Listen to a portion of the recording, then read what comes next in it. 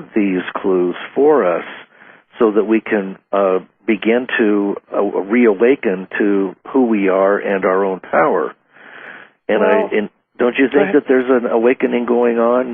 Well, there is, but I'm thinking like it's nearly too late. Like in the 70s, nuts and berries and yogurt was weird and yoga was weird and all this sort of thing. Yeah. So we've come a long way, and I guess I feel like, it's almost like the free fall now. There's not a lot of time to get organized anymore. And to get to the new levels of spirituality. And I know that over the last period of time, if people started doing yoga or learning to channel, they go click, click, click, and they do really well with it. And I think that people who are interested in that sort of thing probably did it in another incarnation, and, they remember something, so they have an orientation to it. And so many people have moved forward. However, the amount of systemic stress, if you're broke, like Abraham Maslow, years and years ago in early psychology days, talked about food, clothing, and shelter. If you don't have your basic needs met, if your utility bills aren't paid, your taxes aren't paid, it starts to wear at you. And it's pretty hard to be spiritual and have a quiet meditation when you think somebody's coming after you. Absolutely. Or the phone rings every 10 minutes because somebody's looking for money. Yeah. So we need our basic needs met, and that is kind of eroding on the other side. There's a lot of people who can't afford housing, et cetera. And if you've been affording food, and every time you go to the grocery store it's more, well, it's not going to take very long before a lot of people, are eating differently, and then that lowers your consciousness if you're not eating organic, healthy food and all that. And so how can, we're really at an interesting crossroads, and so it's almost like we need to be as pure as we can and as quiet as we can and ride it through. I don't know that, I guess that's not particularly optimistic, and I do pride myself on staying optimistic, but I think that we need to just ride it now. I would tend to agree with you on that one. I used to do a radio show with somebody who said that we had passed the tipping point, I think it was about 10 or 15 years ago, as far as an ability to turn things around. That people kept bringing this up. Well, we can turn this around. We can change. And the person said, well, who is going to agree on anything, and who's going to implement it? There's an opinion. Each person has an opinion, and we're not working together as a unity to assist each other, which is just helping ourselves. So until this unity wave, if it is as potent as Carl seems to think it is, it may unlock the keys to our being able to get out of ourselves and expand our consciousness to the point where we can understand some of these things and move forward. Yes, and anybody can say anything. Like, Internet's really helping us, and Internet radio has done a tremendous service to people, and I really listen to a lot of, people talking, and I pick and choose who I'm listening to, but if you listen carefully and listen more than once, you'll hear a lot of contradiction of what people think is going to happen, and I think that we're really at an interesting crossroads, and it's more important, instead of being prescriptive about what we should do next, and a new list of rules, that we come up with some principles that if anything involves harming anybody else or overpowering anybody or dominating them, it's not part of the new way. Right. And there's an awful lot of people that I think live that way, but they get confused. Like, I had lots of people arguing with me, they said they were looting at the museum. And I'm like, well, I'm sure they weren't. And then later, if you dig, you find they apologized and it wasn't really true. Well, meanwhile, who was looting all the artifacts out of there? It was the officials. Right. How did they get so rich? Well, Mubarak got $75 billion from somewhere. A big chunk of that probably came from the United States. Yep. And I doubt if that funneled down too much lower than him. I mean, we know how these things work. We put those people in place, we set them up, and we basically pay them off. Well, and there's a lot of artifacts that mysteriously have disappeared. Yes. And now they don't let you take pictures anymore in the National Museum because you can date and timestamp them and see what went where.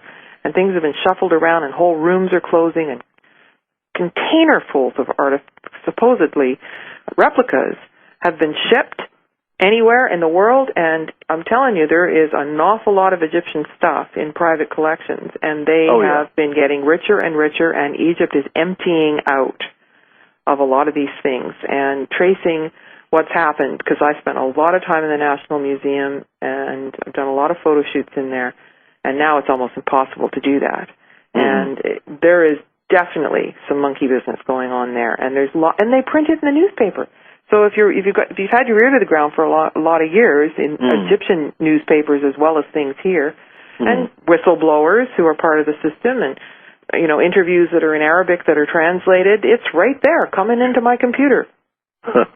Wow.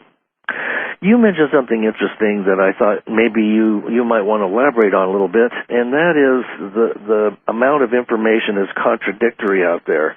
And I find the same thing myself, that even on the sources that I go to for information, excuse me, I find there is a multitude of there are many different perspectives on things, and it's gotten to the point where I don't really believe anything anymore, and I just kind of lean back and wait until the air clears, and usually something comes up that leans in one direction or another.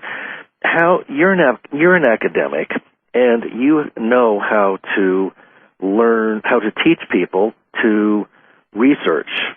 How can we learn how to discern and research and verify? It's an excellent question, and it's a big question. Now, first of all, I've had a saying for a long time: you don't have to believe it. Either it's a fact or it isn't, and you get it with your deep knowing. Now, we don't cultivate knowing in school. We cultivate hoop, jump, biscuit, give the answer back that the teacher wants, which is not necessarily connected to the truth. It's connected to the propaganda or the test. Yeah. And so we've all learned how to pass tests, but we haven't learned to cultivate our deep knowing. That's one.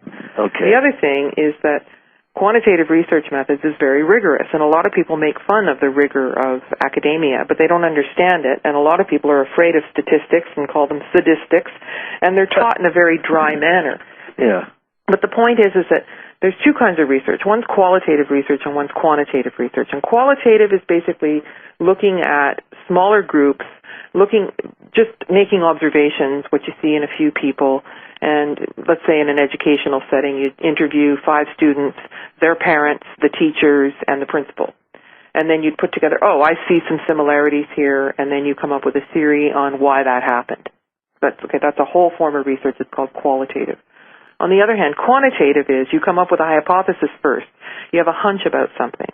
Mm-hmm. Then you get groups that you have a control group, a partial treatment group, and a treatment group, and you do something. So you run a test or put people in the pyramid or whatever. You get a baseline. You have groups of hundreds of people. A sample size can be no less than 30 people, and even that is like the bottom line weakest. And then you run these tests and you try to come up with correlations, and you put it through logarithms on the computer to come up with what influences what. And then you say, I was wrong. I hypothesized, I was right. But you have strength of probability. But a weak but significant probability is a chance of 95 in 100. Okay? A moderate probability is 99 in 100. And a strong probability is 1 in 1,000. So if you take 5 things of water and play 5 different kinds of music to it and say, look, this is registering, dark anger, and this is registering this, or you have a whole bunch of water and you say, look, all these ones, 3 of them came up as anger. No. In order to have a weak but significant probability, you have to play music in 100 different things of water in different situations and have it come up 95 times before you have significance. So, when people they're not academic and they say data shows, usually people have a hunch. They find one person who had a study that said something, and they went, see, they agree, so I'm right. And then they call it proof. But if you've got a PhD, you can't use that word, and you have to say, looks like, seems like, from the data, what we have now, it shows, but we don't know what we're going to have in 20 years and what's going to change. And so we call it hedging, but it almost probably, it's for sure likely it seems, like you're still puffing yourself up while you're using hedging words. And so a lot of people have not done their own research, and they are basically what we call a literature review. He said, she said, he said, she said, which is good. But you've got to also say, how many people, in what situation did you run the test? Because research has to be replicatable. So if you run a study, I need to be able to go and see exactly what your methodology is, and I could take the same sort of thing, the same tests you use, the same everything, and I likely would get the same results, right? Mm-hmm. Which is reliability. And validity is, like, are you really measuring what you think you're measuring? Or is it hearsay? So people like Zahi Hawass, he could read cuneiform text. But a linguist will tell you, if you make one mistake on a preposition, something is in or something is at, or even he, she, you can completely change something with the slightest little fragment. But we can't get access to the Sumerian text a lot of times. My PhD happens to be in linguistics, but you can't get access to these materials, and so we repeat what somebody said as if it's true, but we don't know if everybody can't check his research. And so what I see is the wholesaling of these ideas that just get pushed down the scene, and everybody's like, yep, he said. And I also hear people who have seen the Pyramid Code, I know that they saw it because of how they're mentioning it, but they're not repeating it back exactly because they didn't really understand it, right? But they take it as fact. And so it's very, very important to look at how research is being done. And it's difficult because you have to have, grants and Lord knows to be able to get permits to do anything in Egypt, and it's going to be even harder now. Almost nobody gets to do field work there. Almost nobody gets to take pictures, no matter what. They don't even want you taking pictures on the street.